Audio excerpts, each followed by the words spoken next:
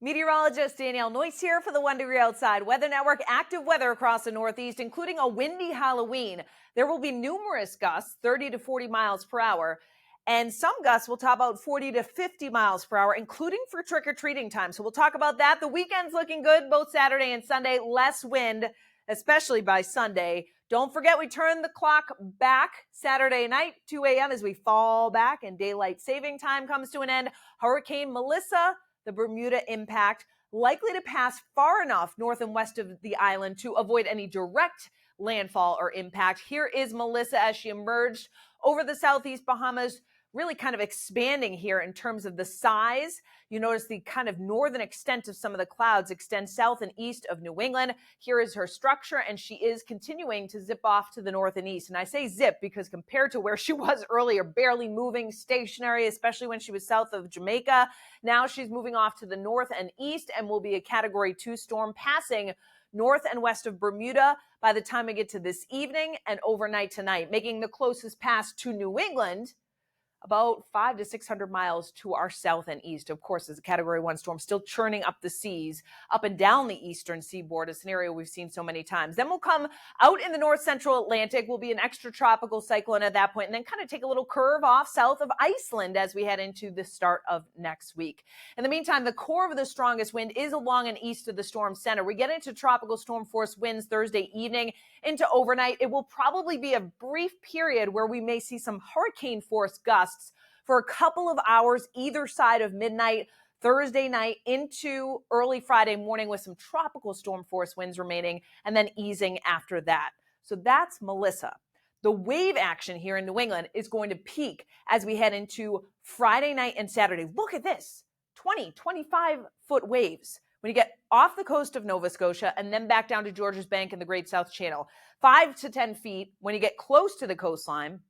Outer Cape about 5 to 10 feet. And then closer to the shore, it's about 3 to 4 foot wave action, but 10 to 20 foot waves and even higher offshore. So by the time we get to Saturday evening, those waves will come down pretty substantially and will continue to drop Saturday night and Sunday. A much quieter day on the ocean, less wind overall as well, 1 to 2 foot wave action. And then on Monday, they'll ease too. So even offshore, they're like 4 to 5 feet. So definitely a dangerous scenario here, particularly as we head into Friday, Saturday, and then easing after that as the storm continues to pass.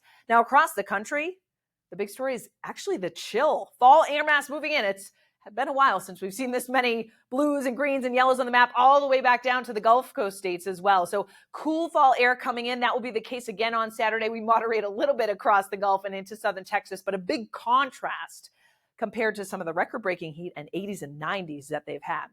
All right, for us here at home, our Friday morning rain in northern New England will gradually lift northward. We get dry slotted. Punch of dry air comes in, breaks the sun out, actually in southern New England pretty early. And then by midday through the afternoon, some clouds will build back in as we kind of get the wraparound moisture that comes into play. So for trick-or-treaters, there will be a couple of leftover showers around. Now, western New England, the Berkshires up to the Green Mountains, far northwest New Hampshire, there will be some pockets of rain that will mix with some snowflakes with elevation by Friday evening and night in far northern New England. Notice I can't rule out a stray shower in southern New England towards the tail end of trick-or-treating, maybe a stray sprinkle on the Cape.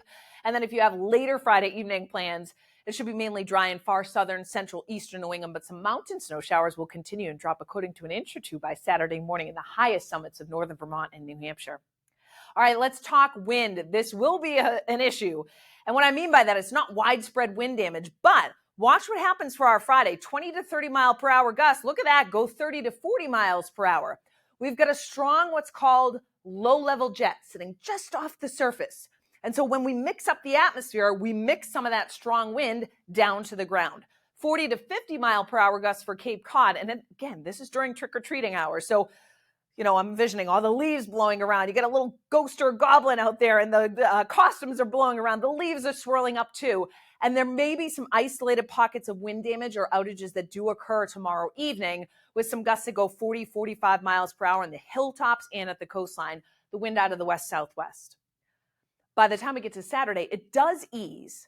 It'll be strong early, maybe still some isolated gusts to 40. And then the second half of the day, about 20 to 30 mile per hour gusts, easing even more on Sunday. That'll make a big difference. Now, the wind also means there's going to be a little bit of a chill, that brisk, blustery feel, kind of classic Halloween, right? But tomorrow afternoon, so Friday afternoon to evening, I've colored in the cold readings through central and western New England in blue. So trick-or-treating time for cities and towns, it's feeling like the 30s and even some 20s in western New England. 40s the farther east you come, and then towards the tail end of trick-or-treating, it's going to feel like it's around 40 in much of eastern New England, 30s through the interior, and 20s. So that's why I say, parents, bundle up the kiddos. This is not a year. Last year in Boston, we were 78 degrees on Halloween, not the year of record-breaking warmth. It's going to be a chilly, blustery feel, and the kiddos get cold quickly, so gloves might be a good idea too. They're going to have some of their accessories blowing around too. Just be aware of that. Saturday, sun and clouds, any lingering snow flurries or sprinkles in northern New England. And Sunday, some high, thin clouds filter the sun. A little weak disturbance to our south may bring a sprinkle along the south coast. Start of next week, quiet sun and clouds on Monday. And then we do have a disturbance coming in that brings some showers Monday evening and night while most of us are sleeping offshore. By Tuesday, may have some mountain rain or snow showers mixed in on Tuesday with some cooler air. So it's a relatively quieter stretch overall. No big storms in the forecast. In fact, a lot of next week will be relatively dry with just a couple chances of showers. High temperatures for our Friday, 50s to right around 60. That gusty wind, you're going to notice it howling out there. For Friday night, it stays up too, about 20 to 30 mile per hour gusts. Higher than that, 30s and 40s from north to south. Saturday, the wind slowly eases, particularly for the second half of the day. It's more out of the west.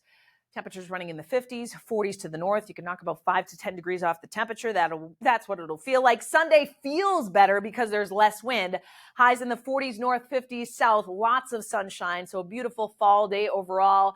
Pats, Falcons at Gillette Stadium will be running in the 40s to right around 50. No big weather issues. The wind lighter too. There will be some building clouds, but overall looking good for the Pats down at Gillette Stadium. Monday, 55 to 60, so a little bit milder because we get more of a southwest wind, typically a warmer wind direction that will help a little bit of that relatively milder air come into play. You can track everything, of course, with our app, including the 14-day forecast, interactive radar, free app, by the way. Search 1 Degree Outside Weather in the App Store and Google Play. And if you'd like to help support our mission and get exclusive content, we've got 4 ways to do that in terms of 4 different membership tiers and levels to choose from. All the details on each one and how to sign up is at membership.onedegreeoutside.com.